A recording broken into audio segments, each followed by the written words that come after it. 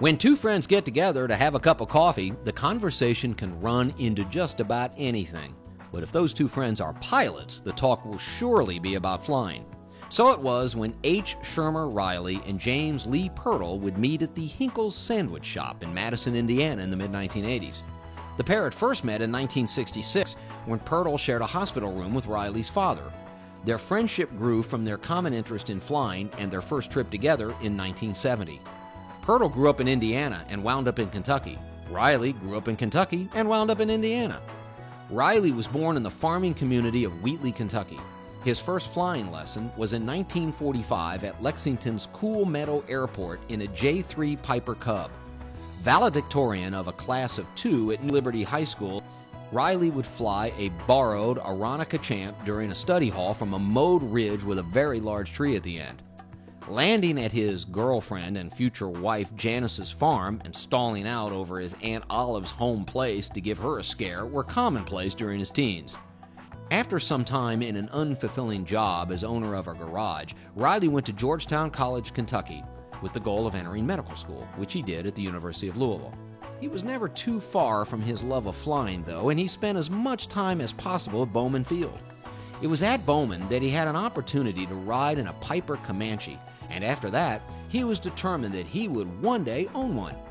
In 1973, he bought a 1958 PA-24 250 Comanche 5425 Papa, a single-engine 4-place aircraft with retractable gear. Upon graduation from medical school, Riley decided to start his practice in Madison, Indiana. While he loved the area, it was the airport that was the biggest draw. James Lee Pirtle was born in Duggar, Indiana. After graduation from Indiana State University, he joined the Marines in hopes of becoming a pilot, but unfortunately he contracted the flu and was washed out of fighter pilot school. Since flying for the Marines was no longer an option, he became a field rep for the Standard Oil Company while attending Marine summer camp in the reserves. During this time, he met his wife Jeanette. Jim left the road and settled down in Trimble County, Kentucky. He spent 3 years teaching English, did newspaper work, sold insurance, and finally became, as Riley put it, a gentleman farmer and took pictures for money. Jim attributes his flying interest to age 10 when he began to construct model airplanes in his spare time. His interest in building and flying model airplanes continued into his high school years and finally into adulthood, which found him flying them at Madison's Indiana Airfield. He started his flight training in 1966 and purchased his first airplane, a Piper Cherokee. So with both having a love of aviation, the doctor and photographer developed a flying collaboration that would eventually take them all over the world. And it was the world they were thinking of when they met that day at Hinkle's. It was after their most recent adventure in 1983, a flight that took the pair from Madison, Indiana to the Malta Air Rally, a trip that took them halfway around the world.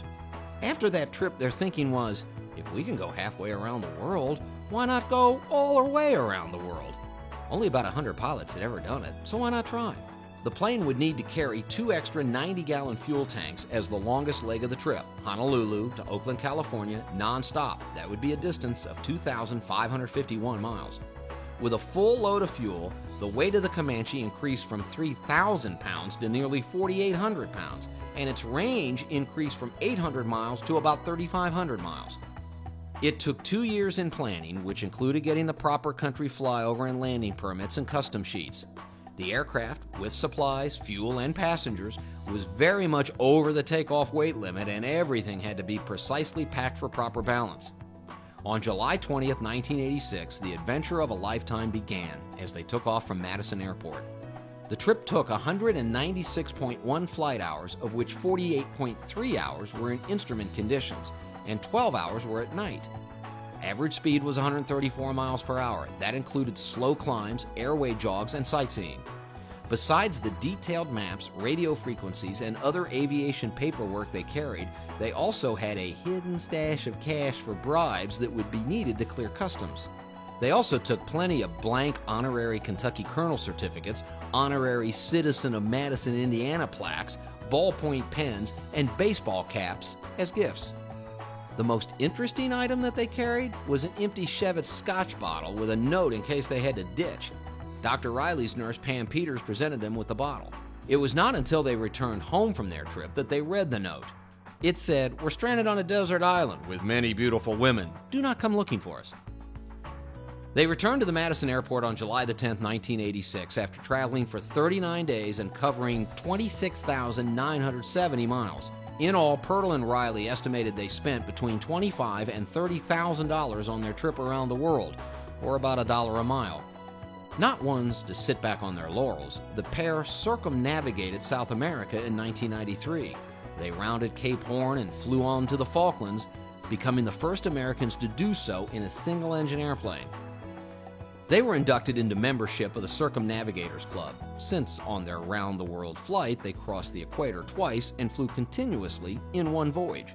They also became the first honorary citizens of Nome, Alaska.